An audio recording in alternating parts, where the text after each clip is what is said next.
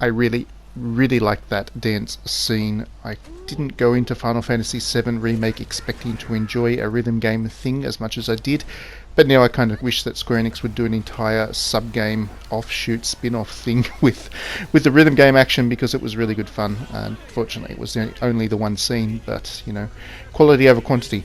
Anyway, we're here to talk about Final Fantasy VII Remake in another way. I've already done one video on it and written a review. There's a lot to say about this game. One of the things I've noticed from reviews, now that they are coming thick and fast and people are able to talk about this game, is that there is a bit of a discussion going on about what is a Final Fantasy game to people, because especially in recent years, Square Enix has tried a lot of different things. You look at the MMO from Final Fantasy XIV, it's substantially different to the open world thing of Final Fantasy XV. Final Fantasy XIII was a trilogy that was very controversial among the Final Fantasy faithful, and each game has really tried to do something different. So Square Enix is really experimenting with a series, and that discussion has continued on with Final Fantasy XIII Remake. A lot of people are suggesting that it's not really the Final Fantasy experience they were looking for. I don't necessarily agree with that. I actually think that this is a marvelous example of a Final Fantasy game, and I thought that this video would be a useful way to explore what makes a Final Fantasy game a Final Fantasy game. What are the kind of core traits that the series exhibits, because as everybody knows, each game in this series has its own story, is unrelated to previous titles in the series. There's no continuity in terms of narrative there, and each world is different. So what is it about this series that really links them together? And when you look at one of these games, what are you looking for to talk about it as a Final Fantasy title? Now, the defining characteristics of what makes a Final Fantasy game what it is really subjective and depends on who you are. It depends on when you got into the series, what your favourite title within the series is, what you really enjoyed most about that game, and a whole bunch of other things that is very subjective. And I can only really talk from my perspective here. But as way of background, I got into the series quite early on. I believe my first title was Final Fantasy IV. I believe so. It's been so long ago I can't remember exactly which. But I do know that it was one of the Super Nintendo ones, and back in those days, Final Fantasy games, or JRPGs in general, were very hard to find in Australia. Even if you had your Super NES all set up, the chances of finding many copies of Final Fantasy or any other JRPG were pretty limited. They were released in very small quantities out here, if at all. And so, out of full disclosure, the first time I played a Final Fantasy game was on my PC via a ROM, an emulator, and I was just curious because I'd heard about the series by reputation, but hadn't really played any of the games in it. So I was curious, and I discovered that I loved them pretty much immediately. They very much spoke to the kind of games that I like to play. I was already a fan of RPGs, having played Dungeons and Dragons, the pen and paper game, as well as whatever PC ones I could get my hands on for years beforehand. But Final Fantasy, the aesthetics and the music and the design and the narrative and all those other things, dodgy bootleg ROM as it was, really drew me into the world, and from that moment I became a very big fan. I've since gone on to play every single Final Fantasy game. I have multiple versions of pretty much all of them, because I basically buy every time Square Enix releases them on something. I end up buying them. I've got like 20 copies of Final Fantasy VII lying around on just about every platform that it's there on. And that was my least favourite Final Fantasy until I played Final Fantasy VII Remake. So that's how much of a fan I've become of Final Fantasy. And I've really thought a lot about what it is about this series that I like. I mean, yes, I've already said that the aesthetics and the storytelling and the music and just the general presentation of the games drew me in and got me going as a fan. But what's really sustained me in the time since, and why Final Fantasy continues to hold such a important place in my heart amongst all the other JRPGs that I play, because even though I've since moved on and found other JRPGs that I absolutely love, like the Atelier series or Persona series, Final Fantasy is still one that I just have this almost irrational excitement for every time there's a new game that comes out that bears this series' name. And I have thought very closely about what it is exactly that really draws me in. part of it is certainly the characterization, and as anybody who watched my previous video on Final Fantasy VII Remake knows, I've already developed an unhealthy attachment to Jessie from this remake, and she's not even a playable character. It just goes to show that Square Enix has this way of developing characters where in every game I find something very attractive about some of them, at the very least, if not the entire cast. And I think that's partly to do with the strength of the ensemble approach that Final Fantasy always takes. You look at a game like the Dragon Quest series, for example, there's usually a much more heavy weighting towards a single character within Dragon Quest. And as much as I love Dragon Quest, that's a very different approach. You end up with a party of heroes, of course, but there's just such an overwhelming focus on a single character through most of those, and most of the other characters are transient or kind of semi-mute characters within the party. They have a short story where they join the party, but after that they just kind of tag along for the ride.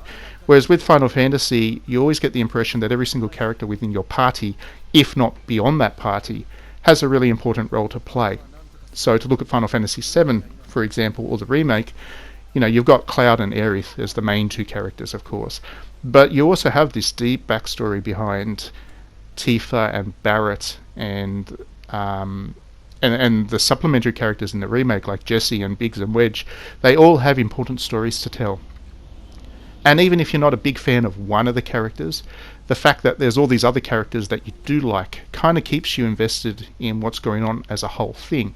And that's really helped me through a lot of Final Fantasy games. Like, for example, Final Fantasy VIII, I wasn't a huge fan of the main character, Squall, but I certainly had a deep interest in Selphie and Irvine as the two characters that really attached me to the overall party, and I was really invested in what was happening to them, if not what was happening to Squall and Rinoa. Not that I have a problem with Rinoa, but Squall is a bit of a problem within that game.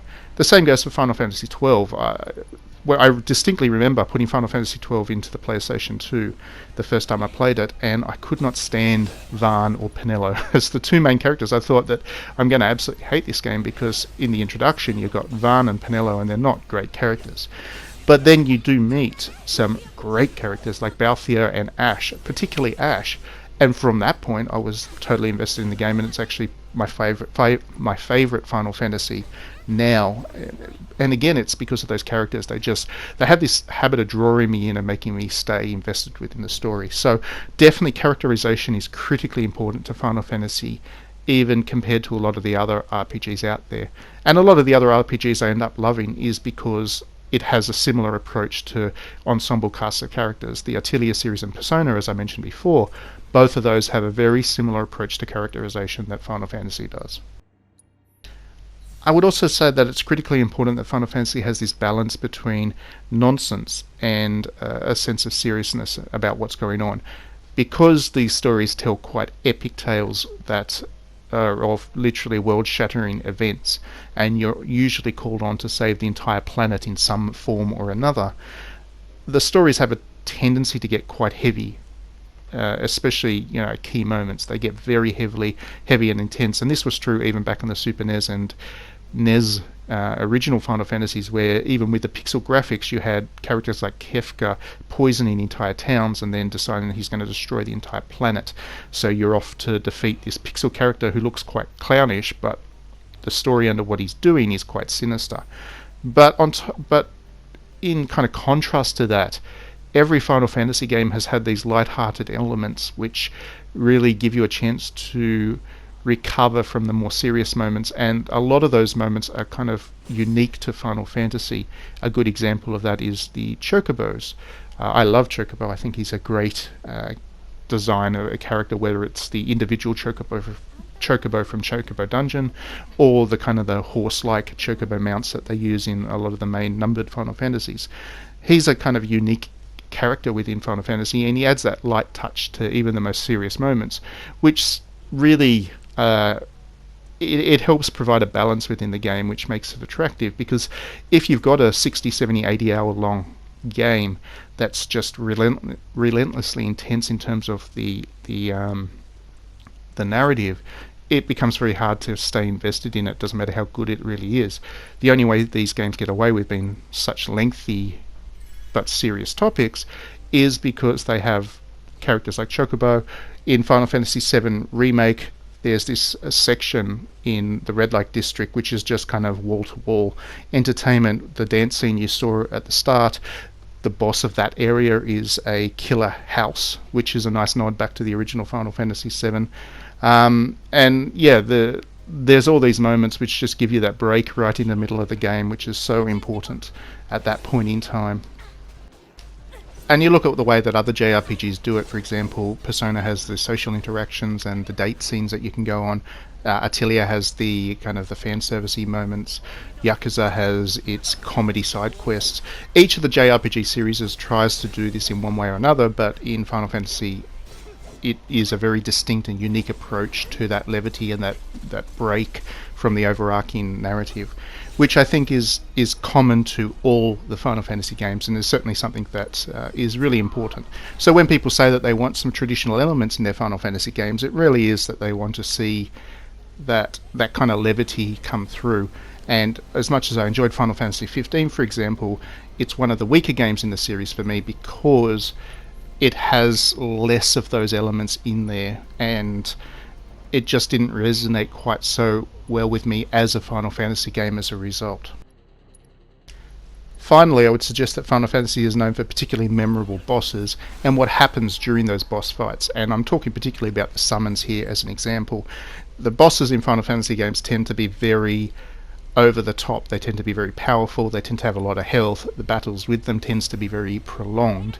But there are tools that you have that make it all that kind of bit more exciting. So for example, you can summon these amazingly powerful creatures that have these superbly detailed super attacks which take off a good chunk of the boss's health each time.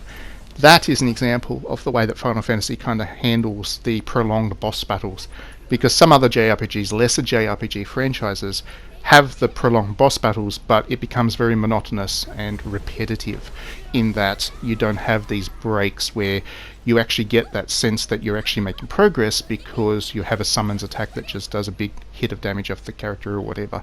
I think that Final Fantasy over the years has developed a real sense of how to approach boss battles in JRPGs that a lot of other JRPG properties just don't have. To compare to even another favourite franchise of mine, Persona, I always dread coming up to the boss battles in Persona games, not because they're visually unimpressive, because they are always very interesting enemies to fight, but because they just feel monotonous. They just feel like they drag on a little bit longer than they should. Even the longest boss battles in Final Fantasy VII Remake, as a contrast, they never feel like I'm getting nowhere, and they never feel like it's just not ending, even though they were quite long, as I found out when I looked at the clock after fighting a couple of them. I was always so invested in them because there was stuff happening.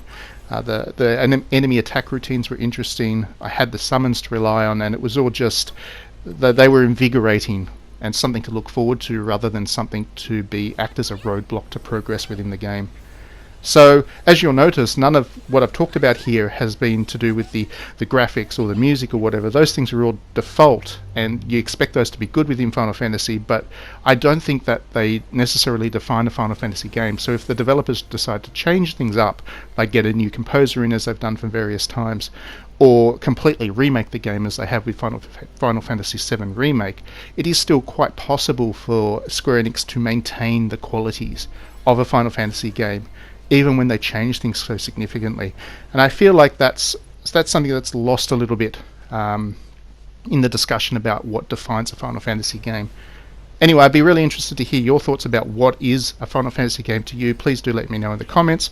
Please do like and subscribe if you enjoy my videos, and please do consider backing me on Patreon, because that stuff really helps and I'll be able to do a lot more videos. Otherwise, I hope you're enjoying Final Fantasy VII or looking forward to playing it soon, and we will be back with the next video soon.